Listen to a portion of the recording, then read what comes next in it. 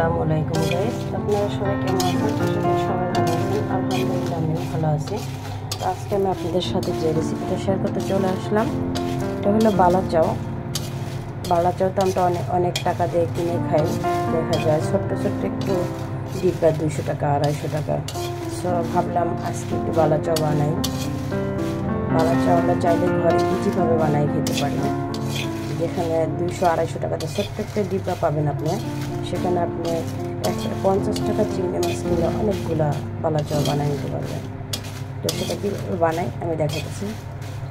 এখানে আমি নিয়েছি শুকনো মরিচ, ঝালটা আপনাদের উপর ডিপেন্ড করবে আপনারা কীরকম খেতে চান। তো আমি একটু ঝাল বেশিই দিচ্ছি।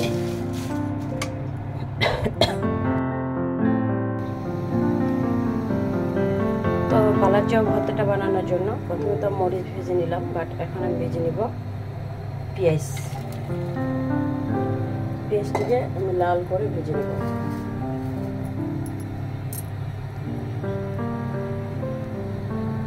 পেঁয়াজগুলো কিন্তু আমার ভাজা হয়ে গেছে, এবার আমি এগুলোকে তুলে নেব।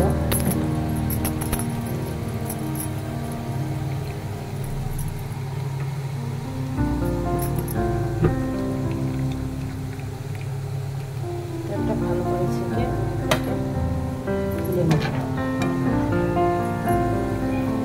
আসলে ভিডিও ধরার মানুষ নাই, আমি একাই ভিডিও করতেছি।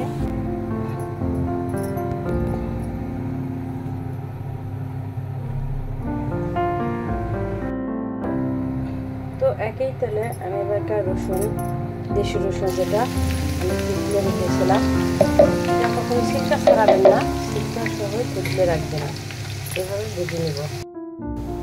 তো রসুনগুলো আমার ভাজা হয়ে গেছে, এবার আমি এগুলো নিয়ে নেব।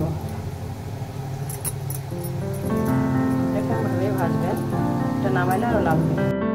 তো এখন যেটা ভাজবো আমি সেটা হলো চিংড়ি মাছ, যেটা আমি বেছে পরিষ্কার করে রেখেছিলাম এখানে,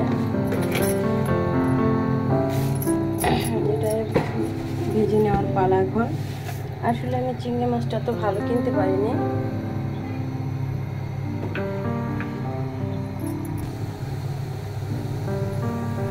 এখন আমি ভেজে নিব সেই বালা চাও, বিখ্যাত অনলাইনের নাম করা বালা চাও, যেটা আমরা অনেক টাকা দিয়ে কিনে খাই। এটা আমি সুন্দর করে বাজার থেকে এনে পরিষ্কার করে একবারে রেখেছিলাম। এখন আমি এটাকে একবারে গরম করে মচমচে করে ভেজে নিব।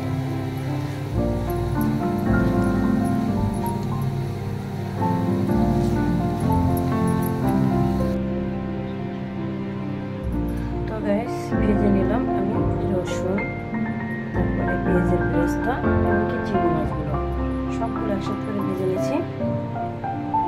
দেখেন সুন্দরভাবে কিন্তু ভেজে নিয়েছি, মচমচে হয়ে গেছে একবারে। দেখেন একবারে গুঁড়ো হয়ে যাচ্ছে, একবারে মচমচে হয়ে গেছে। এবার আমি যে প্রসেসিংটা করবো, ভর্তাটা বানিয়ে নেবো, সেটা আমি আপনাদের দেখাই দিচ্ছি। তো এখানে আমি ব্লেন্ডারের মধ্যে নিয়ে নিলাম শুকনো মরিচ, তেলে পরিষ্কার করে নিয়ে নিচ্ছি। এবার দিয়ে দেবে, এটার মাঝে আমি স্বাদ মতো লবণ দিয়ে দেবো, দিয়ে এটাকে ব্লেন্ড করে নেব। তো আসলে আমার এটার মাঝে আমি মিশাতে পারবো না মশলাটা দিয়ে, তাই আমি আরেকটা ভলে নিয়ে নিচ্ছি। এবার দিয়ে দেবো আমি সেই গুঁড়া মরিচ, যেটা আমি এখন ব্লেন্ডারে করে নিলাম লবণ দিয়ে।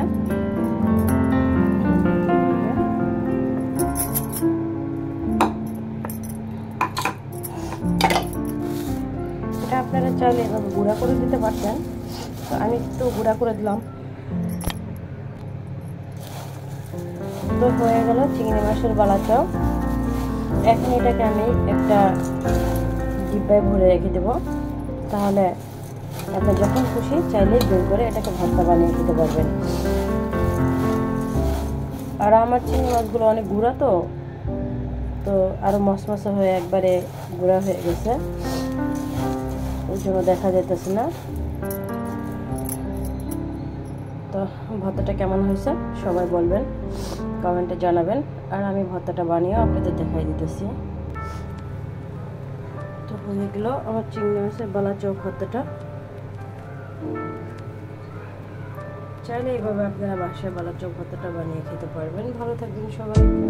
আজকের ভিডিও পর্যন্ত আমার জন্য সকলের জন্য দোয়া করি।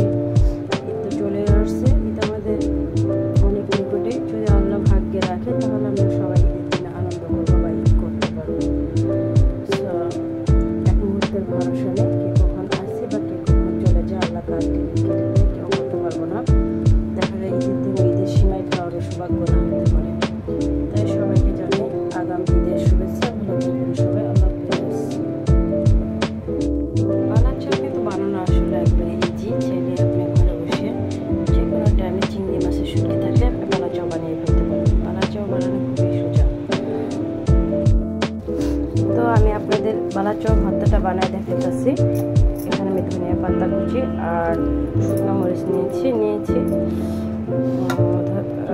পেঁয়াজ কুচি। এখন আমি যে বালা চাউগুলো বানিয়েছি এগুলো দিয়ে আমি ভর্তাটা আপনাদের বানায় দেখাতেছি, আপনাদের সাথে শেয়ার করতেছি। এটা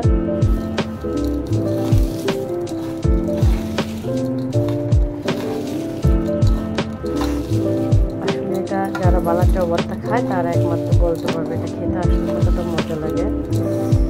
এটা তো আসলে অনেক মজা লাগে, ভীষণ মজা লাগে। বিশেষ না হয় আপনারা বানায় খেয়ে দেখবেন এটা কতটা মজা হয়। এই ভর্তাটা দিয়ে এই রোজা ভিতরে যারা রোজা মানে রাখার পরে মুখে রুচি একবারে হারাই ফেলছে, আমি বলবো তারা এভাবে বালা চাউ ভর্তাটা বানায় খান, দেখবেন অনায়াসে ভিতরে ভাত খেয়ে নিতে পারবেন।